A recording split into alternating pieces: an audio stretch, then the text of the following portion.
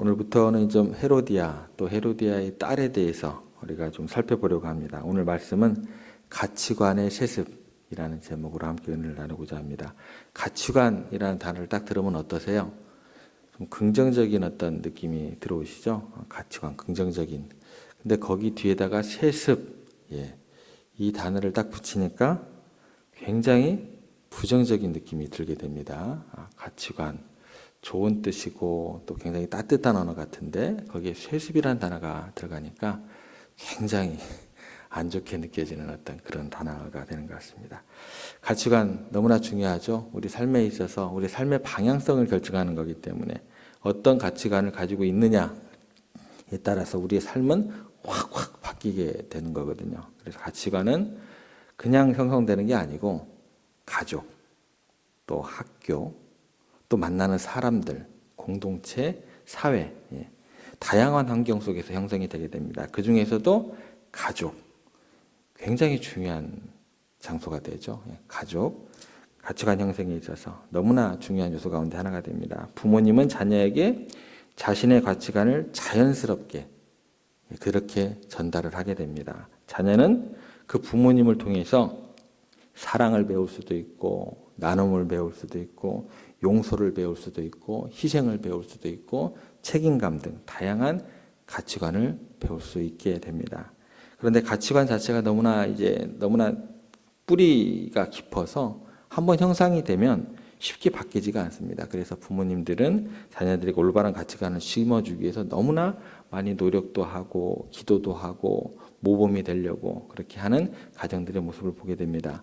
그런데 오늘 본문에 나오는 헤로디아, 엄마죠. 헤로디아는 이 가치관 자체가 어디에 집중되어 있냐면 권력과 돈과 힘과 정욕, 여기에 집중되어 있었던 그런 게 노예가 되어 있던 엄마였습니다. 헤로디아라는 말의 뜻은 뭐냐면 영웅의 딸이었어요. 이름 굉장히 좋죠. 영웅의 딸 헤로디아. 그리고 헤로디아 딸의 이름은 살로메입니다. 살로메라는 단어는 샬롬이라는 단어에서 왔어요. 평안, 평화 이런 어떤 뜻 가운데 있는 이름입니다.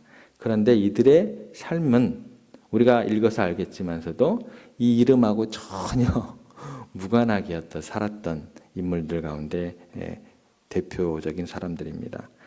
먼저 헤로디아를 좀 배경을 좀 살펴볼게요. 헤로디아에게는 두 명의 남편이 있었습니다. 첫 번째 남편은 헤롯 빌립이었습니다. 헤롯 빌립.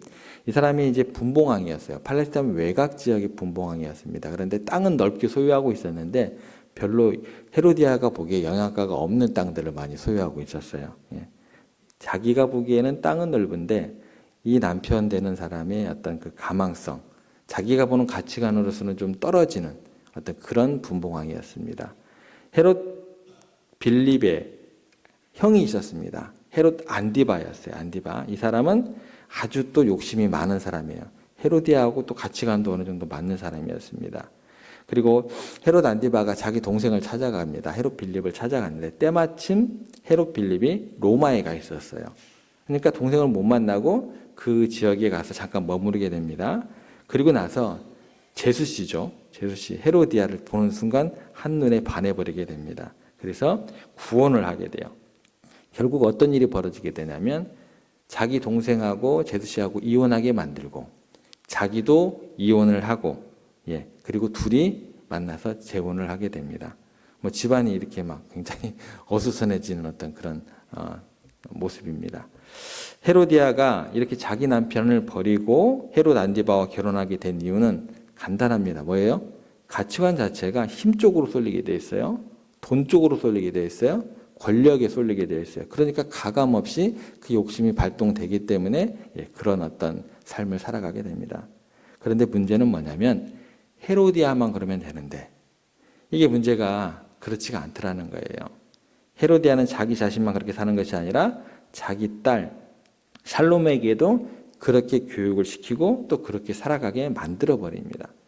그래서 권력 있는 자들을 좋아하는 그런 굉장한 매력적이라고 그들이 생각하는 굉장한 춤을 가르쳤던 것 같죠. 그래서 살로메는 당연히 그렇게 사는 것이 당연한 건 줄 알고 엄마가 그렇게 사는 것을 보여주고 또 가르쳐 주니까 그게 당연하게 이렇게 살아가야 되는가 보다. 예. 그렇게 생각을 하고 또 그렇게 살아온 것 같아요. 그래서 이 헤로디아의 딸 살로메도 삶이 어떻게 돼요? 복잡합니다. 똑같이 어떻게 돼요? 가치관이 세습이 돼요. 똑같은 삶을 살게 되는 거예요. 이게 제가 느끼는 게 뭐냐면 나이가 어리고 많고의 문제가 아니고요. 왜 저렇게 젊은 사람이 저런 길을 선택할까? 저는 그런 경우가 많이 들어요. 예. 그런데 그게 나이에 젊고 많고 그런 문제가 아니더라고요. 영적이라는 것은, 청년성이라는 것은 나이하고 상관이 없더라고요. 노년이 돼서도 정말 신앙적으로 영적으로 깨어있고 폭이 넓은 분들이 있는 반면 젊디 젊은데 꽉 막혀있는 가치관에 대해서 영 잘못되어 있는 그런 신앙의 모습들이 굉장히 많더라고요. 이 헤로디아 딸도 마찬가지입니다. 똑같이 어떻게 돼요? 세습이 돼요. 그래서 처음에는 자기 숙부하고 결혼합니다. 그 사람 이름이 똑같이 빌립이었어요. 그리고 또 이혼하고 자기 조카라는 말도 있고 조카이면서 숙부인지는 모르겠습니다. 워낙 이때 당시에 가치관 자체가 뒤죽박죽 엉망이 되어 있고 타락되어 있는 상황이어서 복잡한 관계에 있는 사람하고 다시 재혼을 하게 됩니다. 그대로 엉망진창이 되어버립니다. 이런 삶 속에서 허우적대는 살로메의 운명을 생각해 보면 너무나 비참합니다. 그 원인이 뭐였어요? 어머니 헤로디아. 잘못된 교육과 잘못된 삶이 그대로 자기 딸에게 전가가 된 거예요. 그대로 뭐예요? 세습이 되는 거예요. 세습이 되는 거예요. 이 헤로디아는 영적으로 너무나 부패해 있었고 삶 자체가 타락 그 자체였고 얼마나 잔인했는지 그의 목표가 뭐냐면 하나님의 사람을 죽이는 거예요. 하나님 사람 누구를 죽이는 거예요? 목표가 그렇게 돼요. 하나님의 사람을 죽이고 하나님의 교회를 죽이고 이게 목표예요. 이런 배경을 통해서 우리가 생각해야 될 게 뭐냐면 로마 시대의 그 타락한 삶, 그들이 가치 있게 생각하고 추구하는 것이 뭐예요? 권력과 쾌락과 돈과 부유함과 즐거움과 안위와 이런 거다라는 거예요. 권력이 있고 여유가 생기면 어떻게 될까요? 사람이요, 당연히 쾌락에 빠지게 되고 이 권력과 쾌락을 추구하는 이런 삶 속에서 사람들의 인격은 어떻게 될까요? 무시됩니다. 몰살당하게 되고 인품이라는 것, 성품이라는 것, 사랑이라는 것, 배려라는 것 이런 것들이 사라지게 되고 사람은요 그냥 육신덩어리가 되는 거예요. 영적인 존재가 아닌 거예요. 생기를 불어넣은 존재가 아닌 거예요. 생기가 다 빠져버리는 거예요. 육적인 존재가 되는 거예요. 짐승처럼 고깃덩어리처럼 그렇게 변질되는 거예요. 하나님의 생명은 우리 가운데 존재하지 않는 그런 육신덩어리가 되는 것입니다. 중요한 것은 사회적 가치인데 그 사회가 어떻게 흘러가게 되냐면 사회적으로 최고로 성공한 사람들이 누리는 것이 뭐예요? 권력과 쾌락과 돈과 술과 마약과 이런 거잖아요. 그러니까 아이들이 자라면서 늘 보고 듣는 것이 뭐예요? 권력과 쾌락이 되는 거예요. 그럼 그 아이들의 꿈은 뭐? 저 정도 위치에 가려고 하면 그렇게 돈을 많이 벌어야 되는구나. 권력을 누려야 되는구나. 그 쾌락과 기쁨을 누려야 되는구나. 아이들의 꿈이 뭐가 돼요? 그렇게 되는 거예요. 사랑 따위는 필요 없어. 뭐 이렇게 돼버리는 거죠. 배려 따위는 약한 자들에 대한 어떤 그런 변명이야. 이렇게 돼버립니다. 그러면 헤로디아가 살로메를 교육시킬 때 그 당시 사람들이 가장 추구하는 그 권력과 쾌락을 가져야 성공이라고 생각을 하니까 살로메를 키울 때 어떻게 해요? 성공해야 돼. 돈을 많이 벌어야 돼. 좋아요. 거기에 더해서 사랑도 배려도 섬김도 같이 강조를 해야죠. 그거 목적이 아니고 이쪽이 목적이 되어서 성공도 하고 돈도 많이 벌고 이렇게 돼야 되는 거잖아요. 너는 하나님의 사람이기 때문에 뒤죽박죽이 돼버리는 거죠. 권력을 쟁취할 수 있고 쾌락을 위해서는 얼마든지 인륜마저 저버릴 수 있는 그리고 그런 것들이 죄가치도 여겨지지 않는 그런 타락한 시대에 누가 오셨을까요? 예수님께서 오시게 됩니다. 이 부분에 대한 것들은 내일 더 구체적으로 살펴볼 거예요. 이런 시대 가운데 예수님께서 오셨어요. 딱 오자마자 무슨 일이 벌어지세요? 사역을 시작하는 초기에 갑자기 세례요한의 목이 날아가 버려요. 이런 타락한 시대 가운데 가치관이 이렇게 뒤죽박죽되어 있는 상황 가운데 결국 헤로디아의 딸을 생각하면 정말 그 어린아이의 10년 가운데 인품이라는 것이 없어요. 그런 지경에 이르게 되더라는 거예요. 그리고 오직 권력과 쾌락만을 위한 재능, 얼마나 그 재능이 뛰어났는가 그 왕이 반할 정도잖아요. 그런 사람이 되었다라는 거예요. 헤로디아의 딸이 헤롯의 생일에 춤을 추게 되는데 이게 가슴 아픈 게 뭔 줄 아세요? 자기의 누구예요? 큰아버지예요. 동시에 앞으로 자기의 아버지가 될 사람이에요. 그럼 다시 이렇게 적용을 해보세요. 어떤 의미에서는 뭐예요? 자기 친아버지의 뭐예요? 원수예요. 그잖아요. 그 앞에서 춤을 추고 있게 만든 게 누구예요? 이 아이가 제정신으로 살아갈 수 있을 것 같아서 여러분들? 이게 말이 안 되는 거예요. 그 사람을 위해서 춤을 추게 합니다. 그 어머니의 뭐를 위해서? 야망과 욕망과 그 쾌락을 위해서. 그 어머니의 기쁨을 위해서 대신 춤을 추고 있는 거예요. 근데 이 아이는 몰라요, 알아요? 몰라요. 아, 이렇게 살아가야 되는가 보다. 아, 이게 성공이구나. 라고 큰 성공이구나. 라는 거죠. 이것이 이 당시나 지금이나 마찬가지라는 것입니다. 우리 아이들이 자기의 기쁨과 행복, 어린 아이들이 누릴 수 있는 아주 작은 소망들 이런 것들과 무관하게 되고 가고 있어요. 어른들의 성공을 위한 도구로 아이들이 교육이 되고 또 그렇게 살아가고 그렇게 꼭두각시처럼 끌려다니다라는 거예요. 어쨌든 이 살로메는요.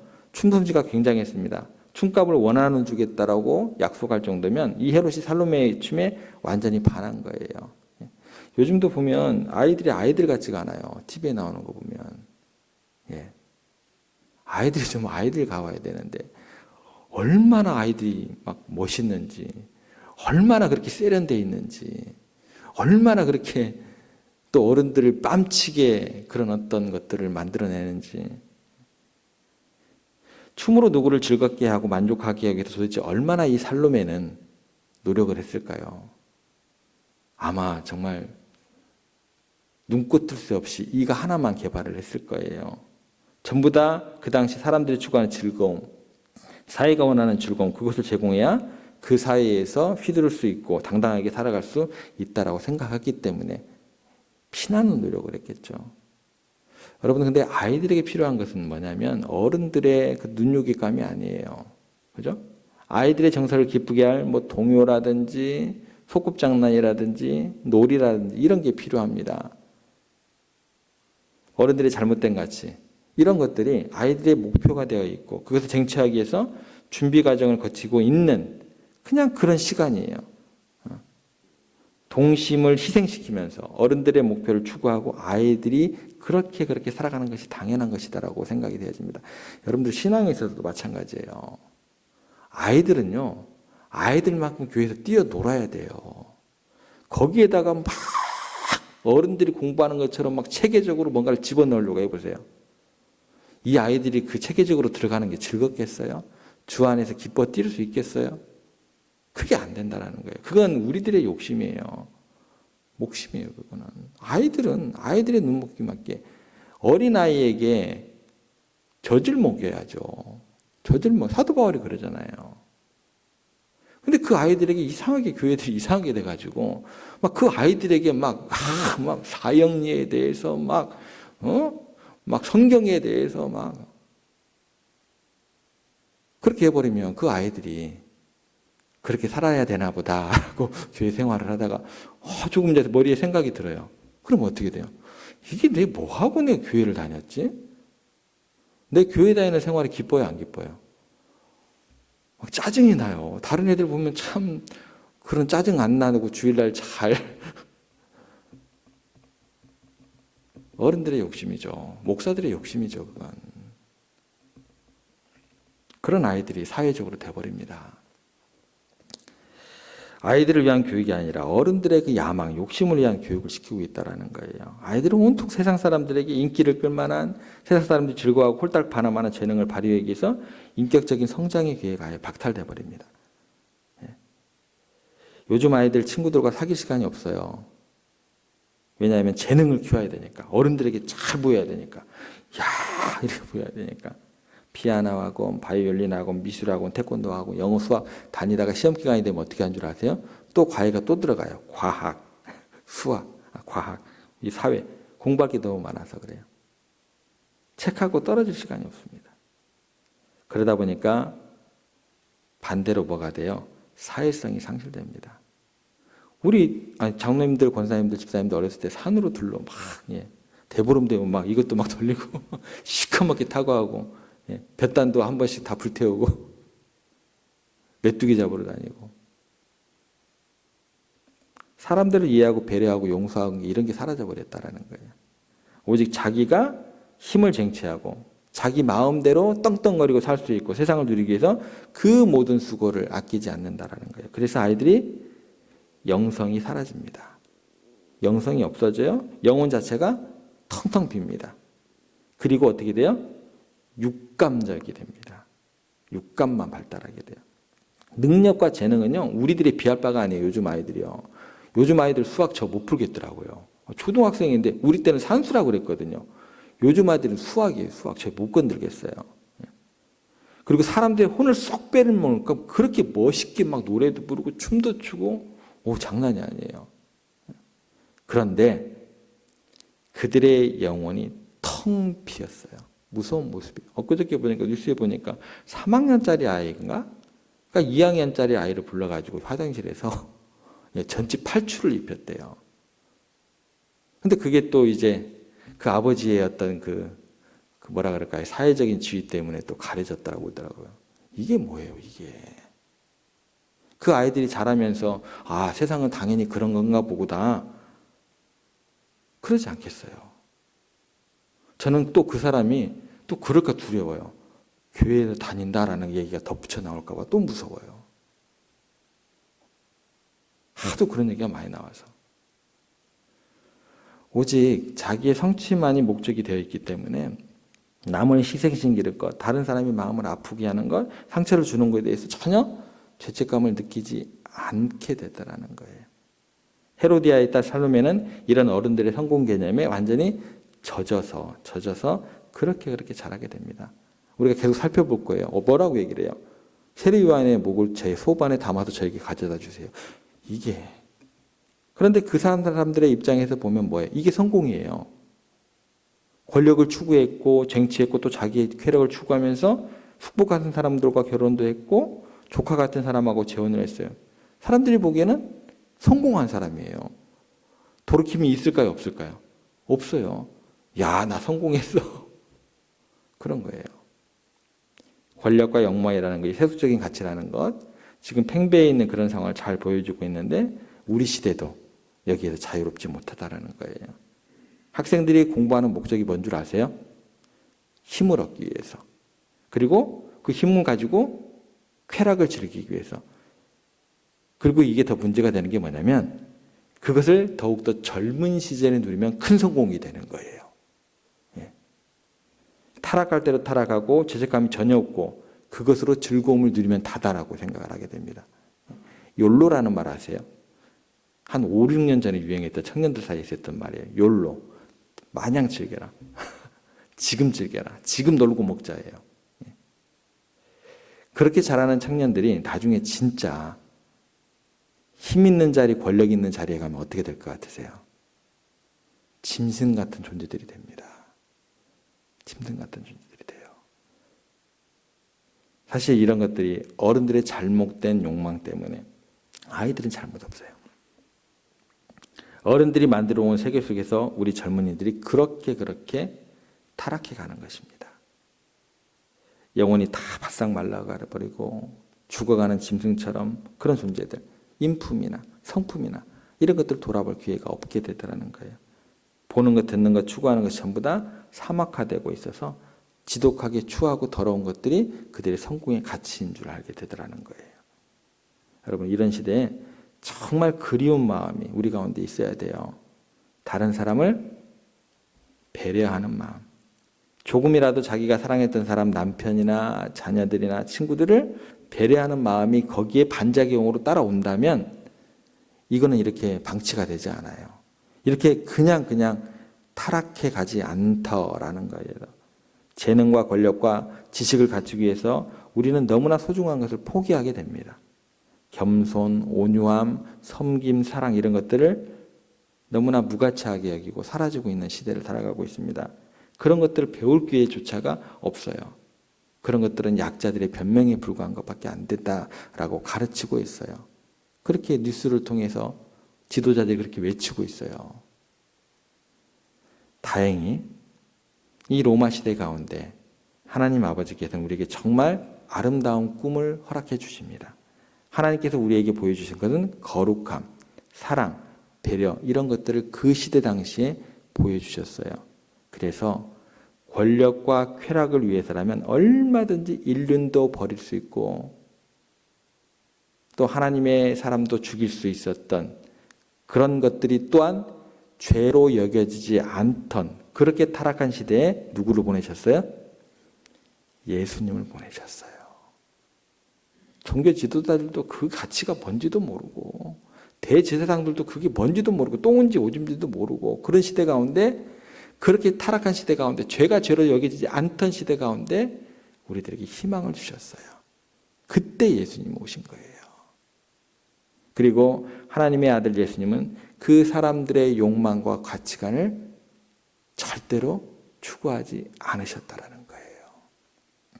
예수님의 삶으로 거룩함과 사랑과 배려와 섬김과 희생과 십자가와 이런 것들을 극적으로 삶으로 보여주셨습니다.